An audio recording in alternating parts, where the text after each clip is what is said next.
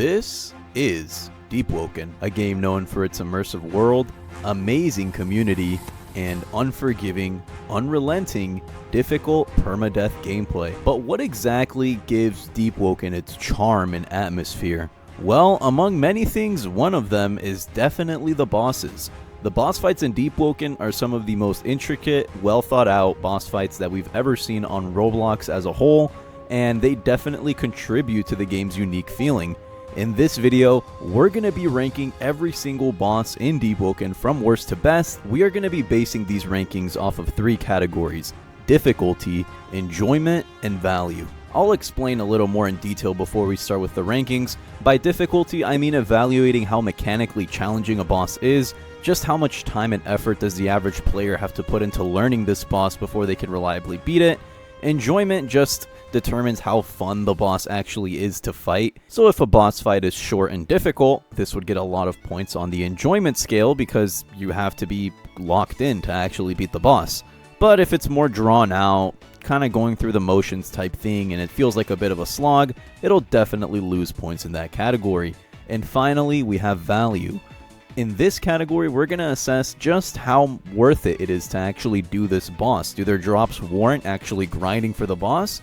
Or are they a bit outdated and forgotten in terms of loot? Also, quick disclaimer, the gameplay that I'm going to be using throughout this video is not mine, and I will credit the content creators in the bottom left-hand corner of the video, as well as putting their channels in the description, because I want to put this video out by Friday, so yeah, I'm not going to go and get all the gameplay myself. Anyways, let's get started. Before we get into the rankings, I'm not really feeling in the Deepwoken mood. So let's change into something a little bit more in theme. Oh my god. This was not the look that I was going for. I look like an extra from the Avatar movie. I look like I just came out of Papa Smurf's asshole. But you know what? I already put in way too much time and I already spent money on the materials. So we're gonna stay like this for the whole video. For reference, I'm going to put right next to me, right over here. This is what I was going for, and this is what we got. So, clearly, someone underestimated how blue the color was that I used to paint my face with, and that someone was me. Nonetheless, we're going to keep this video going. Also, I'm not painting my hands. Like, how am I going to edit this video if I'm spewing paint all over the keyboard? So, we're just going to do the face only. Do I look like an adret on? Well, very faintly. You can see right there. Okay, the lighting is a little off, but I did try to do the little facial markings that the adrets have with the arrows. Unfortunately, I forgot to do the other side, and there's only one side. You know, I'm sure if someone saw me walking down the street, they'd assume that I was an adret from Deepwoken and not someone who shoved a blue can of paint up their ass and came out like this. Well, you know, doesn't matter. Let's get this video going. Ferryman makes it into number 10 on this list as the worst boss in Deepwoken. And the reason for that, well, let's go back to our judgment points, right? Number 1, enjoyment. Well, he's alright to fight. He is somewhat engaging because he does have differing attacks. He can throw grand javelins at you. He can lightning assault. He can summon clones. But the only really threatening or quote-unquote engaging part of this entire boss fight is his second phase when he starts spamming his attacks a little bit faster, which you can also attribute to difficulty, but at the end of the day, this boss just doesn't have that much health. He's incredibly easy to fight. I'd say you're only going to need a couple tries to really be able to learn his attack patterns and be able to kill him pretty easily solo. His loot is also not anything to write home about. I guess if you want to farm rings or relics, I don't really farm him for relics though. All in all, he's not a bad boss. You know, consider him the worst of the best, but he definitely gets number 10 from me. The thing about me with Ferryman personally, and why he ranks this low on the list, is solely because he's not that relevant in comparison to every other boss in the game. Now, that's not to say that he's completely useless. Sure, you can farm him for rings, or you can get relics from him, or knowledge, or if you kill him during spring, I think he drops something special. But ask yourself, how many times do you find yourself going back to Ferryman to farm him for his super good loot or because you just love fighting Ferryman so much, yeah, sure, there's entire builds dedicated to speedrunning him and killing him as fast as possible to farm his drops, but all in all, he's definitely the most underwhelming boss in my opinion, so that's why he makes it into number 10 on this list, and let's keep going. Interluminary Parasol is next on the chopping block, and he makes it into number 9. The reason for that is, number 1, in terms of difficulty, it's not a very hard boss to fight, it's just another parry check. All you have to do is stare at its legs. When it does the little shiny thing, press F, and that's it. You rinse repeat that over and over again until it's finally dead, which is why it's not the most enjoyable boss fight either in my book. Now, in terms of value, that is what puts it way above Ferryman in my opinion, just because the loot that they drop is pretty decent. It's a world boss. Interluminary, Parasol Planter is a really good piece of armor that a lot of people like to have. So he definitely makes it into number 9, but not the greatest boss in the game. Parasol is a cool boss. They're a new world boss, a world event boss. They're a relatively new content, all things considered. The reason that it's so lame for me, it's not because of their drops. They have incredibly good drops. Parasol Planter is probably one of the most sought after PvE items in the game just because of the innate talent that it has. But the reason that Parasol is this low for me is because, number 1, for a world boss, they're incredibly anticlimactic. You basically fight an oversized jellyfish that's a parry check. Not a whole lot of diversity within its attacks or mechanics, which is exactly why it's placing as number 9 on the list. And although it's pretty grandiose, you sort of just find it in the middle of the ocean, you parry its attacks, smack it, repeat for a couple minutes, and you're done. So that's why it's at number 9 for me personally. If we're judging it solely based on loot, it would definitely be top 3 minimum, but we're not. And loot enough is not going to carry higher into this list. So let's move on to number 8. Kaido is arguably the easiest boss in this game just because nobody actually fights him legitimately. Everyone just cheeses him. He's also one of the buggiest, if not the buggiest boss in the game. So in terms of difficulty, he's pretty low. In terms of enjoyment, it's pretty fun just getting to smack the boss and kill him for free. I'm not going to lie to you. Although the cheese method does get a little bit boring after a while. But value is where I really, bring up his overall rating here, because he is one of the only ways that you can get Ardor. Not the only way, but relatively the easiest way to get Ardor, and that's a very good murmur. The only reason Kaido is above Parasol Planter, even though they're both incredibly, I'm not going to say boring to fight, but they're not extremely hard to fight. Everyone cheeses Kaido. When's the last time that you legitimately fought Kaido on purpose? Unless you had the choice to cheese him, why would you not cheese him? I don't know what I'm trying to say here. Kaido is a threat because he's buggy. He is probably the buggiest boss in the game. He's not a threat because he's extremely strong or he's going to kill you. 99% of the time, people cheese him anyway, so it doesn't really matter that much. And in terms of drops, he drops jack shit. Like, what does he drop? A coat? He gives you Ardor. That's probably the only thing that's... What number is he on the list? Number 8. Wait, third worst boss. Yeah, he's number 8. The fact that it gives you Ardor is cool. Great, love it. Ardor is a must-have for a lot of builds in this game. It's one of those murmurs that you get on a lot of builds, especially PvE builds, but not really enough to carry you higher into the list, buddy. But for what it's worth, Kaido has a special place in my heart. Kaido has a special place in my heart because he's one of the first bosses that I ever killed in the game. And he's a pretty cool guy, but he makes it to number 8. Let's move on to the next one. Ishamon, Duke of Erisia. Definitely has one of the coldest names in Deepwoken, just for him to be an absolute joke of a boss fight. In terms of difficulty, he's the first real parry check boss in this game that determines whether you know where the F key on your keyboard is. In terms of enjoyment, he's alright to fight. The first couple of times you beat him, it feels rewarding, it's nice. After a while, it just becomes a whole song and dance routine that you don't frankly care for. And you really only fight him as a late game player if you need to uncap your attunement or something. And his loot is nothing to write home about. It's alright, it drops a relic every now and then, but most of his loot from his end chest is pretty bad. Duke has a pretty cool questline tied to him. And for that alone, he makes it into number 7. But besides the questline, fighting him isn't actually that hard. He is the first boss because he was a pretty early boss. He was the OG parry check. If you could beat him, then you at least knew how to press F on your keyboard. But now the bar is a little bit higher than that, And frankly, Duke's drops aren't that good. As a boss, he's not that difficult to fight. He's still pretty cool. He drops some useful stuff. You need to kill him to get the Pillars of Erisia mantra, I'm pretty sure, if you're a Gale Breath user. And I think he can drop relics from his chest. No one really farms Duke nowadays, though. People only kill him if they have to like uncap attunement or something. But it's not one of those bosses that you're going to see yourself repeatedly going back to just for the sake of it, or just because of the rewards. So that's why he makes it onto number 7 on the list. Let's move on. Maestro is definitely more difficult than Duke, I'd say, just because his attacks are a little bit more imposing than Duke's, although they're both relatively easy to do. In terms of enjoyment, I personally have a lot more fun doing this fight than I have doing Duke's, and his rewards also warrant doing him. He drops relics, he drops Purple Cloud, he drops some specific weapons, so yeah, he's definitely not a bad boss, not at all.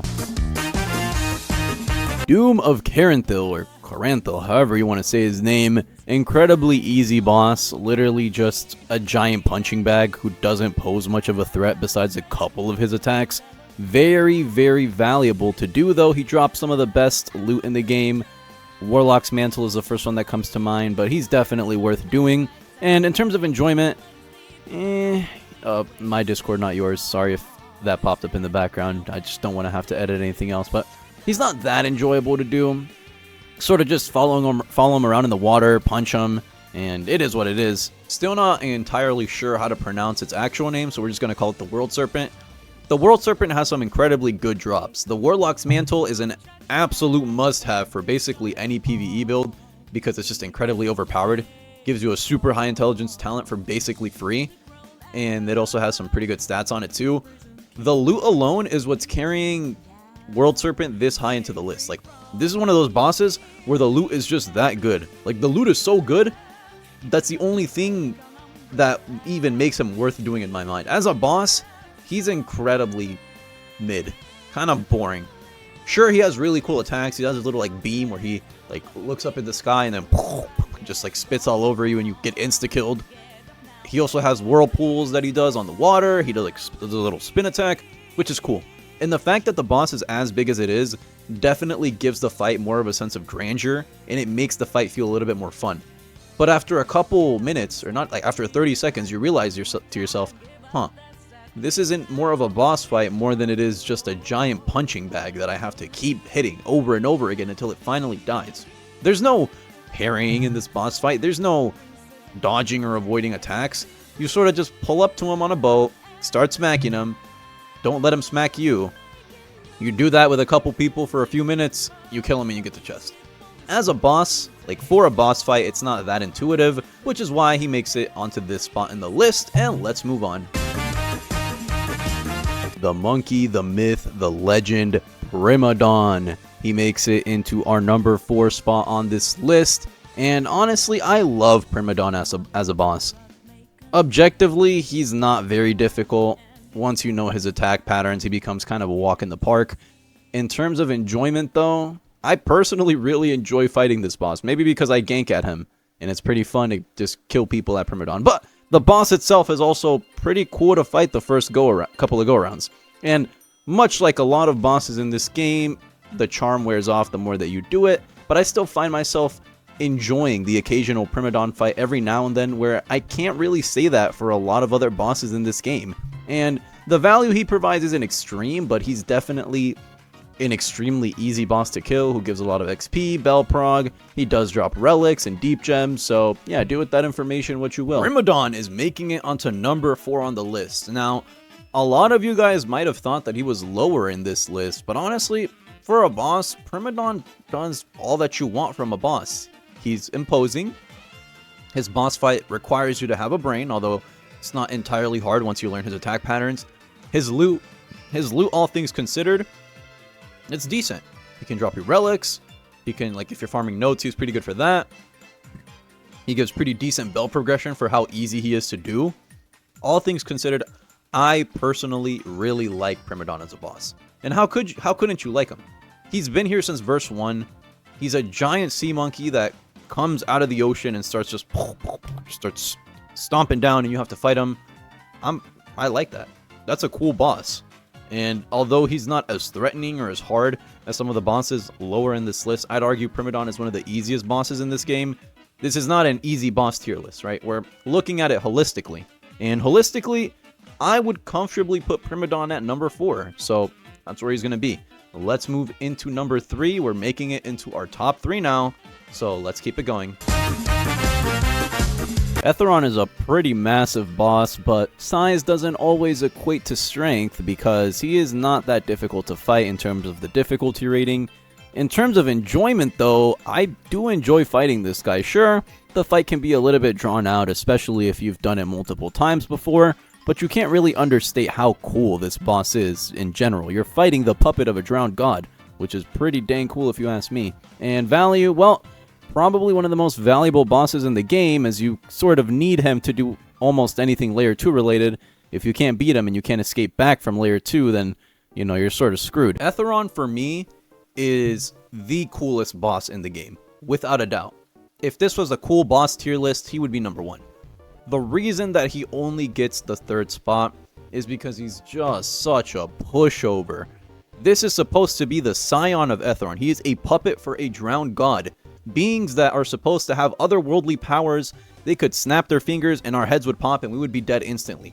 This is one of their servants. I know that it's not Ethiron himself, but it's one of his puppets, which would make you think, in theory, this guy's going to be incredibly strong. I need to lock in, but after you learn his attacks, he's just an absolute joke.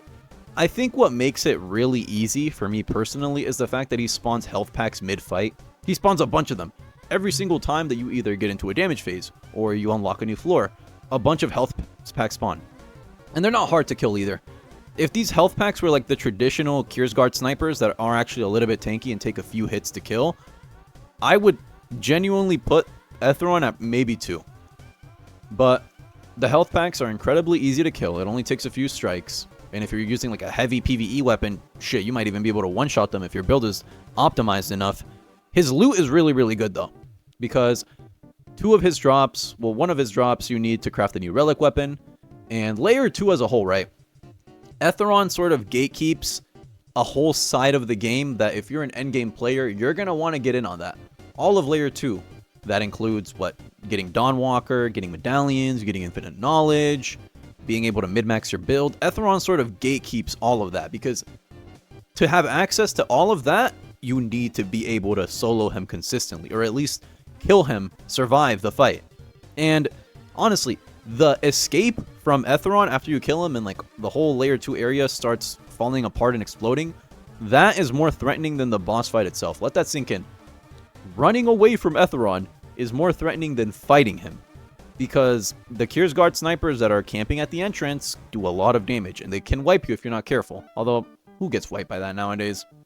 The little explodey white time bombs are also very, very threatening. More threatening than the boss itself. Ethiron, though, is just not a hard boss at all. He's not hard. He's not scary. He has decent loot. But just like aesthetic alone is what puts him in the top 3 for me. He is an insanely cool boss. Just think to yourself, you have to travel into another layer of what is supposed to be hell, right? At least from my understanding, the depths are hell. You are traversing deeper into hell in order to fight one of the servants of one of the gods in this universe. It's super cool. The arena is really cool. The boss fight is pretty cool the first time that you do it. After the 50th time, you start thinking to yourself, can we just get this shit over with? But for what it's worth, I really like Ethiron as a boss. He's going to take the number 3 spot, and let's move on to number 2. And the second best boss in the game is going to go to Chaser. Now, for difficulty, I would honestly say he's harder than Ethiron and harder than every single other boss prior in this list, because he requires you to actually learn the mechanics if you want to reliably be able to beat him. Now, in terms of value, well, you sort of need to go beat Chaser if you want to go further down the layer 2 rabbit hole, which is why he gets the same points that Ethiron does, albeit not as much as Ethiron. And, on top of that, he's pretty fun to play. You genuinely have to lock in if you want to be able to beat this guy consistently, because if you're not paying attention...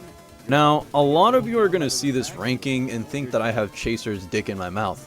And I guess metaphorically I do, but hear me out. Chaser, for a humanoid boss, first of all, easily the best humanoid boss in the game, without a doubt. He is the most threatening, he probably doesn't give the best loot, he has the coolest aesthetics. To get to Chaser, you have to go through all of Layer 2, like the little first area, or I guess the first dungeon, until you have to traverse deeper. I really like Chaser as a boss, though. Lore-wise, I'm not too sure. I'm not a huge Deepwoken lore guy. All I know is that he used to be a diver. Now he's in Layer 2. A really nice detail is that he has a bunch of bells on his side from all of the people that he killed that tried to come and stop him, which is a nice little detail that they added. Chaser as a man, well, I guess man, he's more of a monster now when we have to fight him. He really encapsulates a diver that's fallen from grace. He used to be one of the good guys, turned into one of the bad guys, and then we, the good guys, have to go put him out of his misery.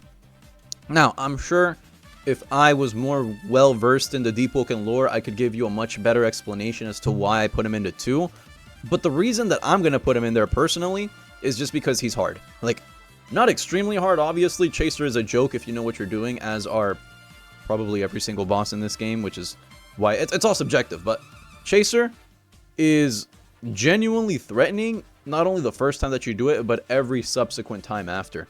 Because if you're not focused, those attacks that he does will whittle your health down extremely quickly, especially if you get hit by those little, like, triple floor things that he does when he, like, you know what I'm talking about. And obviously, he's not hard once you know what you're doing, and his loot isn't insane. He drops one thing that you need for the relic item, if I'm not mistaken, the new relic weapon, the watch thing. Besides that, his loot's kind of underwhelming, but for a boss, he's everything that I look for in a boss. Not an extremely long boss fight, cool, intuitive gameplay mechanics that you have to constantly keep in mind during the fight. Break his jars, dodge his attacks, keep an eye on him, watch out for the ceiling because there might be spikes falling down. All of these things come together in an amalgamation to make Chaser what he is. And that is the second best boss in the game in my opinion. Let's move into number 1. Heart of Emnity is going to be taking the win for the best boss in Deepwoken, and let's get a little bit more into that. In terms of difficulty, I would definitely put him as the most difficult boss in the game, as if you don't know how to parry, you are dead and there is no way around it. Unless someone on your team knows how to do it reliably, you're cooked.